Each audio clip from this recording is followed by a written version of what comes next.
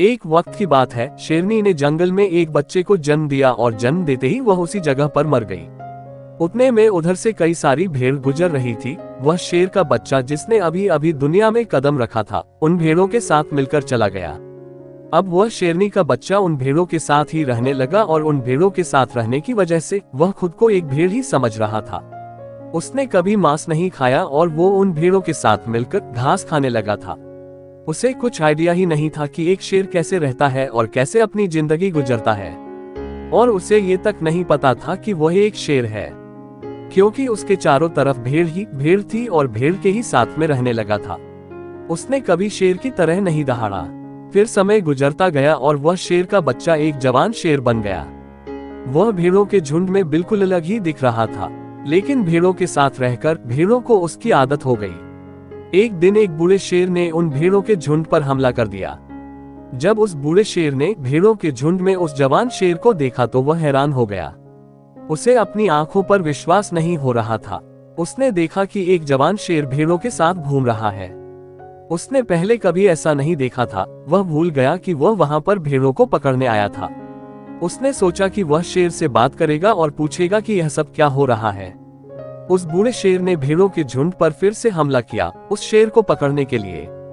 भेड़ों में जैसे ही उस बूढ़े शेर को देखा तो सब अपनी जान बचाकर भागने लगे, और उन भेड़ों के साथ वह शेर भी अपनी जान बचाकर भागने लगा। कुछ देर के बाद उस बूढ़े शेर ने उस जवान शेर को पकड़ लिया। बूढ़े शेर ने उस जवान शेर को पकड़कर यह कहा, अरे बेवकूफ, तू मुझे देखकर भाग क्यों रहा है? जवान शेर ने रोते हुए कहा, प्लीज मुझे छोड़ दो, मैं एक साधारण सा भेड़ हूँ, मुझे जाने दो। वो उस बूढ़े शेर को देखकर एक भेड़ की तरह कांप रहा था।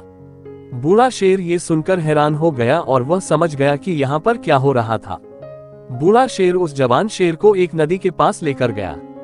यंग शेर वहां से भागने की कोशिश कर रहा था, लेकिन बूढ़े शेर ने उसको नदी की तरफ धकेलते हुए कहा कि अपने आप को इस पानी में देख। नदी का पानी पूरी तरह से शांत था। बूढ़े शेर ने जवान शेर को कहा कि अपने चेहरे को इस नदी में देखो और फिर मेरे चेहरे को देखो। अपनी बॉडी को नदी में देखो और फिर मेरी बॉडी को देखो। उस जवान शेर ने डरते हुए अपना चेहरा नदी में देखा, और जैसे ही उसने अपना चेहरा नदी में देखा तो हैरान हो गया। उसने देखा कि वह एक भेड़ की तरह नहीं बल्कि एक शेर की तरह दिखता है। वह रियलिटी को समझ गया कि वह एक भेड़ नहीं बल्कि एक शेर है, और एक सेकंड के अंदर ही उसने एक शेर की तरह दहाड़ा। उसकी दहाड़ को सुनकर पूरा जंगल कांप गया।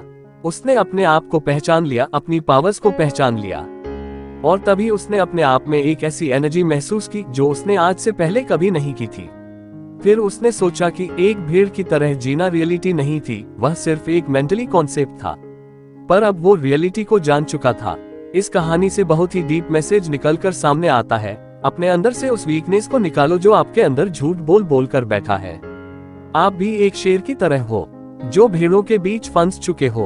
आपके आसपास जितने भी लोग हैं वह आपको ये फील कराते हैं कि आप अपनी लाइफ में कुछ नहीं कर सकते हो, क्योंकि कहीं ना कहीं आप भी उनके साथ रह रहकर उनकी तरह बनने की कोशिश करते हो।